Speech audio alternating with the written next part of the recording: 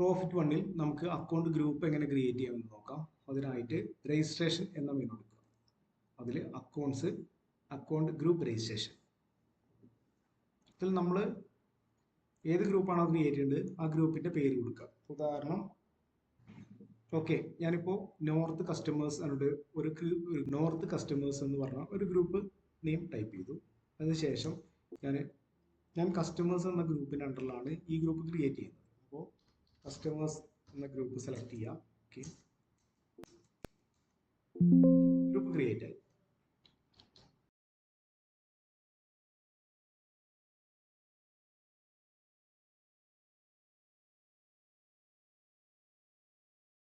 നിലവിൽ ക്രിയേറ്റ് ചെയ്ത ഗ്രൂപ്പ് എടുത്തു കഴിഞ്ഞാൽ അതിൻ്റെ ഡീറ്റെയിൽസ് കാണാം.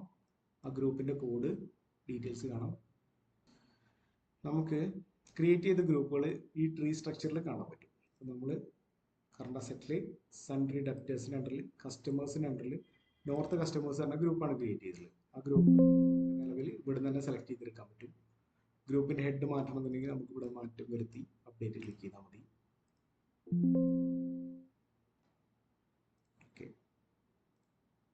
നമുക്കിതിൽ ഓരോ ഗ്രൂപ്പിൻ്റെ അണ്ടറിലായിട്ട് നമുക്ക് ഗ്രൂപ്പുകൾ ക്രിയേറ്റ് ചെയ്ത് പോകാൻ പറ്റും. അതിൻ്റെ അണ്ടറിൽ ലെഡ്ജർ ക്രിയേറ്റ് ചെയ്യാം.